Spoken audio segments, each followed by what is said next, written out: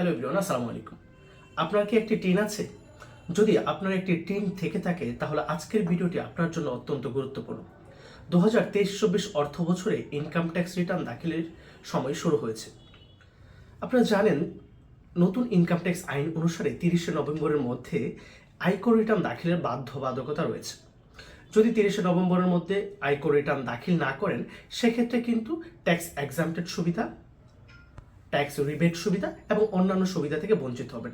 পাশাপাশি 30শে নভেম্বরের পর যখন রিটার্ন দাখিল করবেন, প্রত্যেক মাসের জন্য কিন্তু আপনাকে জরিমানা গুনতে হবে। সো 30শে নভেম্বরের মধ্যে ব্যক্তিগত আয়কর রিটার্ন দাখিল করুন, নিজেকে আইনি ঝামেলা থেকে মুক্ত রাখুন। দেখা হবে পরবর্তী কোনো ভিডিওতে। আসসালামু আলাইকুম।